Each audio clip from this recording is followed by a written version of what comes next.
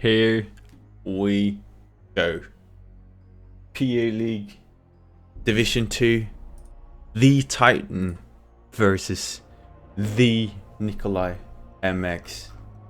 So it'll come down to this. We're talking top 3 placement. We're talking deciding factors. We're talking a best out of 3. Ladies and gentlemen, I'm hyped. I'm hyped as shit, guys and girls and old people and young people and aliens and everything you can imagine. I'm AndreasG and we are on the Reef, map created by Alpha. The map which does contain quite a bit of naval as well as land. So who will reign the seas, the 7 seas in the Dutch Hollander, and who will take control over the land? You've got 2 major roads between the bases in terms of land control. And you've got this small pond here and this big one with quite a bit of metal. We are going to get into the opening builds. Both players are deciding to go Legion, deciding that's maybe the best option for an amphibious map like this. Nikolai spawning in Ocean Blue, opening vehicle Legion. He's gonna aim in for that combat Legion fabric to take advantage of both the true economy as well as his own commander's metal. So a very stable and natural choice there, not building any mexes with his commander, not wasting that time. He's going to move over to Legion bots as well as here. So very good build here. Legion bots not being as good in amphibious, but you can use them on land, which is very good. On the other side, however, Titan is doing a similar build, but here he decides to go ear second. So he's going to have bigger raiding capabilities, maybe even some air fabbers. We all simply love the Legion air fabbers. So we'll see. First out is a Marauder.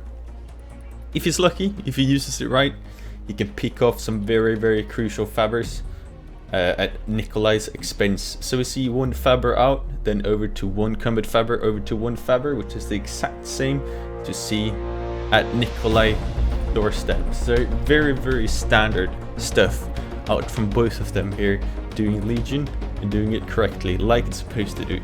Combat fabber, reclaiming commander for 45 metal per second.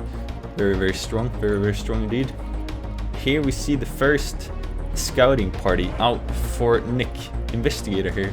It's gonna pop down, become a radar, and hopefully give him some very nice indeed information about what's going on in Titan space. We see here is his blips for everything. On the other side, however, Titan's Marauder is running around trying to pick off some fabbers, not getting any fabber picks quite yet. Nick is being careful, actually stopping to build, keeping the safe to his commander. So I guess you can in a way say that the Marauder is successful. He's actually making sure that Nick cannot take the time to expand properly. Nick moving over to the Stoke, very famous naval unit for Legion tanks. Can shoot underwater as well as overwater. It's a very crucial unit to have there, especially when you push into the naval and fight a naval presence.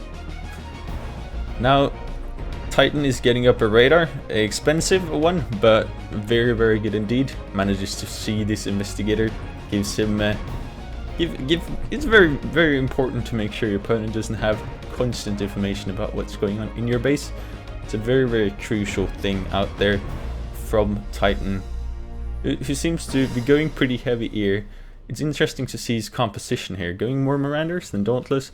Dauntless of course being the one that can pack the biggest punch, Marauder being more instant with the lasers as well as fast moving and vision seeing. So maybe 1 Marauder is enough in here, but 2 will do the job too. Would maybe prefer more bombers instead, Dauntless as they are called. If we look at the eco difference here, Titan has gotten himself a small lead, but that is also because his combat reclaimed more. It seems like he's pushed his commander over 10% lower than what Nick has, so that's a nice boost, but it also makes him more vulnerable, as we all so nicely know. If we look in terms of expansions, Nick is the Titan is now moving into naval. Very important here that he manages to finish this ship factory.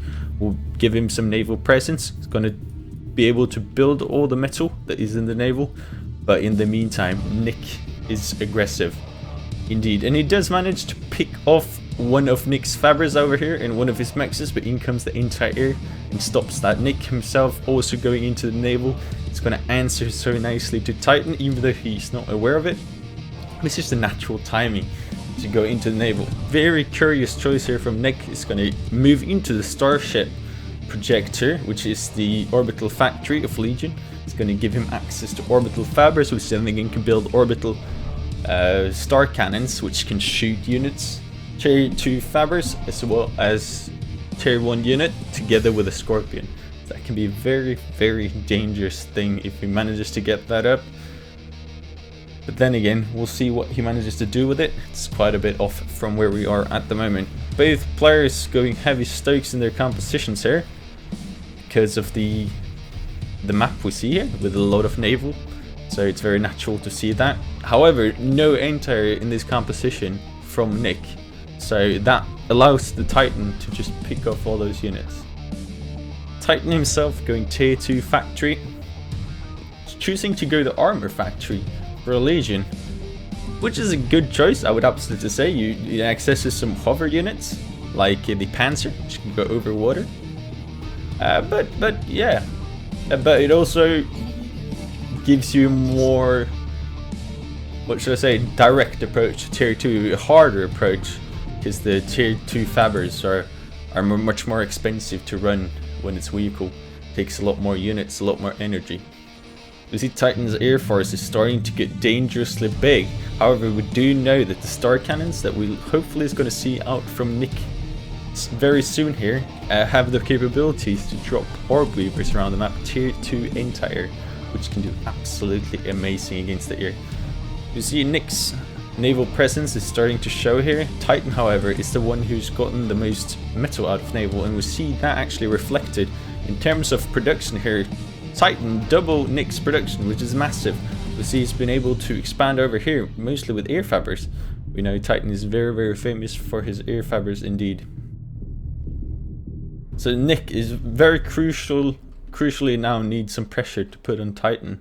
The Titan is allowed to have this massive eco advantage, which you see very well reflected in the air superiority here. Running around with a ton of Marauders and some Dauntless in there. Starting to pick off Nick's base mix, and this is starting to look a bit bad for Nick, if I have to be honest with you.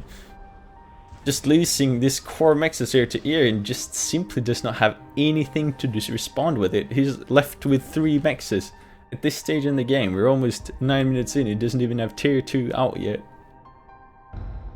I'm not sure if he's even gonna bothering keep fighting on, but he does seem to be rebuilding. Very, very nice aggression out from the Titan, possibly shutting down the game. And here he goes for the naval factory too. If he manages to stop Nick's naval presence as well as land presence, then there's possibly not going to be more left for Nick. Am I correct? Nick trying to do some tree reclaim, but this air unit can do short end to that. We do see here Titan now up with his Tier 2 factory. I've decided to build a Tier 2 advanced armor fabber, but have not gotten to use them quite yet. The Panzers are out from the Titan, long-ranged units, but have low health. So maybe a bit risky choice, but it's certainly a good one. Can also walk over the water. Should be able to pick these units off from distance if you have radar coverage, which it does have. So it's just a matter of moving them over. Now we're prioritizing this Tola to be able to counter the star cannons that comes out from Nick. Star Cannon is finally finished and Orb Weaver comes out first. Curious choice, is not going to be able to deal any damage to Titan's base, but it will give him anti-air. But Titan is starting to look dangerous in the air here, and he might as well just go for the comm. A lot of anti-air out from Nick though picks off most of Titan's production, but if we just look here, look at the metal difference between these two players at the moment. Nick with 4 times less. Even more, I would say. It's 5, 6 times less, 6, 7. Like I'm like, this is pretty much over. It's just a matter of time. This is good news for everybody who is in the Titan camp here. Everybody who cheers for the Titan, everybody who hopes for the Titan. For Nick though, off to a really rough start here. He needs this victory to really fight for the top 2 places in the league here. It's really in range for him. Poorly targeting here from Nick, not paying attention to his units who move in. Star Cannon still not used. He's just crashing so massively in terms of eco. 20% efficiency is absolutely heresy. He should stop this armor factory right away and get some combat fabrics out, starting to reclaim stuff, because otherwise he just don't have metal. And there he goes. GG, he calls it. That was a very convincing victory by Titan. Nick, not realizing the importance of the air in this game.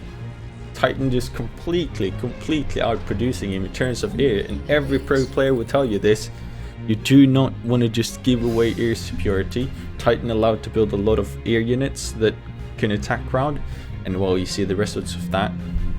I had no idea that the air raiders were so good. They aren't that good, it's just that he didn't have the anti-air production or air production to counter it. Simple as that. Titan did get that initial eco lead that he really needed. If we look back here, manages to easily go ahead in terms of production at some stage here. Here we see. And then if we just count the air factories, 4 for Titan versus 1 for Nick. So Nick just really not prioritizing that air, and that came back to bite his ass. Air raiders not being too effective, but very effective when not facing anything. You see, Nick complained about the Marauders being strong. But if we see over here, this is where it raids. Do you see any anti-air here? You see any anti-air? No anti-air? No anti-air? No anti-air? No anti-air? No anti-air? It isn't protected. That is the issue here. That's a good victory for the Titan. It's going to serve him well going into the second match. I'm just shortly going to see what map they're going to play. They're going to face each other on the very famous map, Frozen Oreo Yogurt. So go grab some yogurt, folks. I'll be back any second now with game number 2.